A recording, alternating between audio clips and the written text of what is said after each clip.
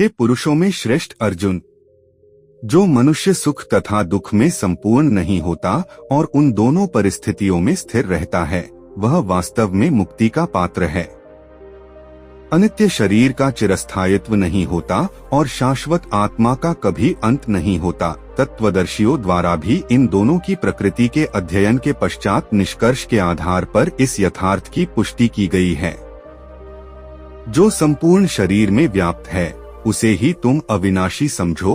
उस अनश्वर आत्मा को नष्ट करने में कोई भी समर्थ नहीं है।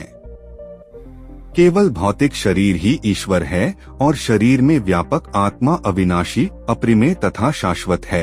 अतः हे भारतवंशी, युद्ध करो। जो यह दयालु है कि आत्मा को मारा जा सकता है या आत्मा मर सकती है, वे दोनों ही अज्ञानी हैं। वस्तुतः आत्मा न तो मरती है और न ही उसे मारा जा सकता है। आत्मा का न तो कभी जन्म होता है और न ही कभी मृत्यु को प्राप्त होती है। आत्मा अजन्मा, शाश्वत, अविनाशी और चिरनूतन है। शरीर का विनाश होने पर भी उसका विनाश नहीं होता। हे पार्थ, वह जो यह जानता है कि आत्मा अविनाशी, शाश्वत, अजन्मा और अपरिवर्तनीय है, उसे कैसे मार दिया जा सकता है या किसी की मृत्यु का कारण हो सकता है। जिस प्रकार से मनुष्य अपने भाग्य से पुराने वस्त्रों को त्याग कर नए वस्त्र धारण करता है, उसी प्रकार से मृत्यु होने पर आत्मा पुराने तथा व्यर्थ शरीर को त्याग कर नया शरीर धारण करती है। किसी भी शास्त्र द्वारा आत्मा के टुकड़े नहीं किए जा सकते, न ही अग्नि आत्मा को जलाया जा सकता है, न ही जल द्वारा उसे गीला किया जा सकता है और न ही वायु उसे सुखा सकती है। आत्मा अखंडित और अज्वलनशील है। इसे न तो गीला किया जा सकता है और न ही सुखाया जा सकता है। यह आत्मा शाश्वत, सर्वव्यापी, अपरिवर्तनीय, अचल और अनादि है। इस आत्मा को अदृश्य, अचिंतनीय और अपरिवर्तनशील कहा गया है। यह जानकर हमें शरीर के लिए शोक प्रकट नहीं करना चाहिए। यदि तुम यह दृढ़ हो कि आत्मा निरंतर जन्म लेती है और मरती है, तो ऐसी स्थिति में भी, हे महाबाहु अर्जुन, अतः इस प्रकार से शोक नहीं करना चाहिए। जो जन्म लेता है उसकी मृत्यु निश्चित है और मृत्यु के बाद उसका जन्म भी निश्चित है। इसलिए ईश्वर के लिए शोक नहीं करना चाहिए। हे भारतवंशी, समस्त जीव जन्म से पूर्व अव्यक्त रहते हैं।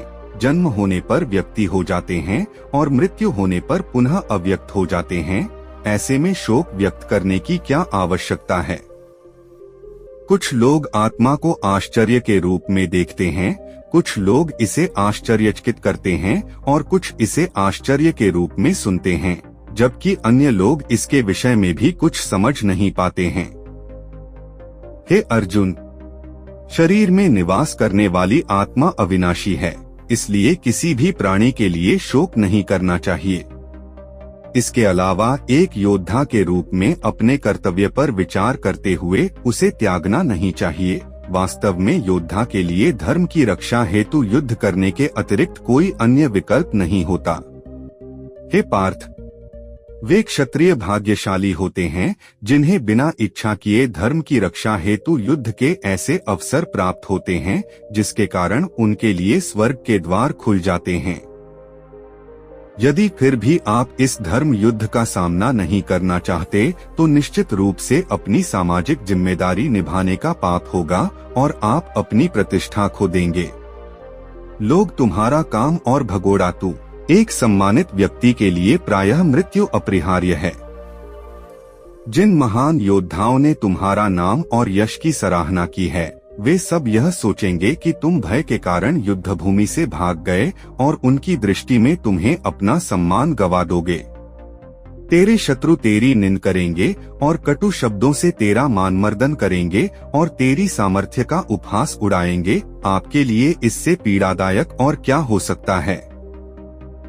हे कुंती पुत्र, यदि तुम युद्ध करते हो या फिर तुम मारे जाओगे और स्वर्ग लोक प्राप्त करोगे या पृथ्वी के साम्राज्य पर विजयी होकर सुख भोगोगे। इसलिए हे कुंती पुत्र, उठो और दृढ़ संकल्प के साथ युद्ध करो। कर्तव्य पालन हेतु युद्ध करो। युद्ध से मिलने वाले सुख दुख लाभानि को समानम। यदि आप इस प्रकार अपने दायित्वों का समाधान करेंगे तो कोई पाप नहीं होगा।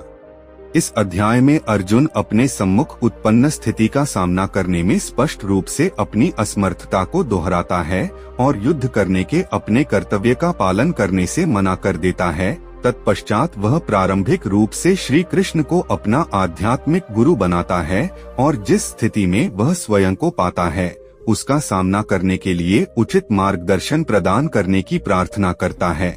परम प्रभु कहते हैं कि आत्मा जो शरीर के नष्ट होने पर भी नहीं मरती, के अमृतत्व की शिक्षा देकर दिव्य ज्ञान प्रदान करते हैं।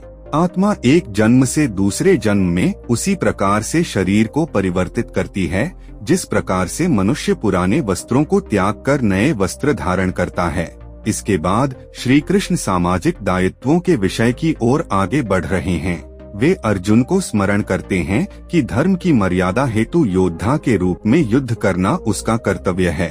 वे स्पष्ट करते हैं कि किसी के द्वारा अपने नैतिक कर्तव्यों का पालन करना एक पुण्य का कार्य है जो स्वर्ग जाने का द्वार खोलेगा, लेकिन कर्तव्यों से विमुख होने से केवल तिरस्कार और प्रयास प्राप्त होगा। लौकिक स्तर पर अर्जुन को प्रेरित करने के पश्चात श्री कृष्ण गहनता के साथ कर्मयोग के ज्ञान पर प्रकाश डालते हैं। वे अर्जुन को फल की आसक्ति के बिना निष्काम कर्म करने की प्रेरणा देते हैं। फल की कामना से रहित कर्म करने के विज्ञान को वे बुद्धि योग या बुद्धि का योग नाम देते हैं। बुद्धि का प्रयोग मन को कर्मफल की प्राप्ति से रोकने के लिए करना चाहिए। इस चेतना के साथ किए गए कर्म बंधन युक्त कर्मों से बंधन मुक्त कर्मों में संशोधित हो जाते हैं। अर्जुन दिव्य चेतना में स्थित मनुष्य के लक्षणों के संबंध में जानना चाहता है। श्री कृष्ण बताते हैं कि किस प्रकार से दिव्य चेतना में स्थित होकर मनुष्य आसक्ति, भय और क्रोध से मुक्त हो जाता है और सभी परिस्थितियों में उसकी इंद्रियां उसकी वश में हो जाती हैं और उसके मन सदा के लिए भगवान की भक्ति में तल्लीन हो जाता है।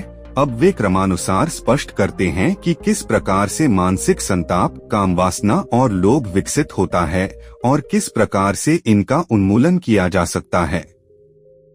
संजय ने कहा, करुणा से संतुष्ट, मन से शोकाकुल और अश्रुपूर्ण नेत्रों वाले अर्जुन को देखकर श्री कृष्ण ने निम्नवर्णित शब्द कहे।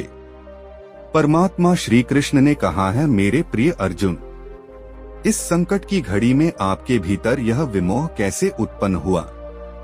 यह सम्मानजनक लोगों के अनुकूल नहीं है। इससे उच्च लोगों की प्राप्ति अपितु अपयश प्राप्त नहीं होती है। हे पार्थ, अपने भीतर इस प्रकार की नपुंसकता का भाव लाना ऐसा शोभा नहीं देता। हे शत्रु विजेता, हृदय की स्थिति दुर्बलता का त्याग करो और युद्ध के लिए तैयार हो जाओ। अर्जुन ने कहा, हे मधुसूदन, हे शत्रुओं के दमन करता, मैं युद्ध भूमि में कैसे भीष्म और द्रोणाचार्य जैसे महापुरुषों पर बाण चला सकता हूँ जो मेरे लिए परम पूजनीय है। ऐसे आदर्शीय महापुरुष जो मेरे गुरुजन हैं, कोवग्रंथ सुखपूर्वक जीवन व्यतीत करने की अपेक्षा तो भीख मांगकर इस संसार में जीवन निर्वाह करना अधिक श्रेयस्कर है। यदि हम उन्हें मारते हैं तो उसके परिणाम स्वरूप हम जिस संपत्ति और सुखों का भोग करेंगे और रक्तरंजित होंगे, हम यह भी नहीं जानते कि इस युद्ध का परिणाम हमारे लिए किस प्रकार से श्रेयस्कर होगा। उन पर विजय प्राप्त हुई या उनसे हार हुई, यद्यपि उन्होंने धृतराष्ट्र का पक्ष लिया है और अब वे युद्ध भूमि में हमारे सम्मुख खड़े हैं, तथापि वे हमारे जीवित रहने की कोई इच्छा नहीं होगी। मैं किंकर्तव्य विमूढ़ हो गया हूँ और गहन चिंता में डूबकर कामता दिखा रहा हूँ। मैं आपका शिष्य हूँ और आपकी शरणागत हूँ। कृपया मुझे अवश्य ही यह उपदेश दें कि मेरा हित किसमें है। मुझे ऐसा कोई उपाय नहीं सूझता जो मेरी इंद्रियों को सुखाने वाले इस शोक को दूर कर सके। यदि मैं धन संपदा से भरपूर इस पृथ्वी पर निष्कंटक राज्य प्राप्त कर लेता हूँ या ईश्वर जैसा प्रभुत्व प्राप्त कर लेता हूँ, तब भी मैं इस शोक को दूर करने में समर्थ नहीं हो पाऊंगा। संजय ने कहा, ऐसा कहने के बाद गुडाकेश शत्रुओं का दमन करने वाला अर्जुन ऋषिकेश कृष्ण से बोला, हे गोविंद, मैं युद्ध नहीं गया और शांत हो गया। हे भारतवंशी धृतराष्ट्र। तत्पश्चात दोनों पक्षों की सेना के मध्य शोककुल अर्जुन से कृष्ण ने प्रसन्न होते हुए यह वचन कहा, परम भगवान ने कहा, तुम विद्वतापूर्ण वचन भी अपने लिए दुहक कर रहे हो जो दुहक के पात्र नहीं हैं। बुद्धिमान पुरुष न तो जीवित प्राणियों के लिए शोक करते हैं और न ही मृत के लिए। ऐसा कोई समय नहीं था कि जब मैं नहीं था या तुम नहीं थे और ये सभी राजा नहीं रहे हों, और ऐसा भी नहीं है कि भविष्य में हम सब नहीं रहेंगे।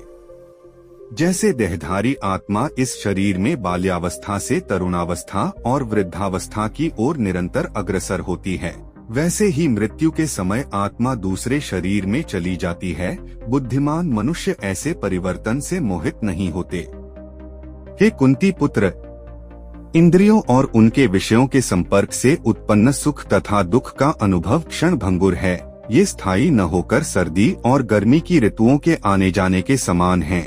हे भारतवंशी, मनुष्य को चाहिए कि वह निरंतर बने बिना उन्हें सहन करना सीखे।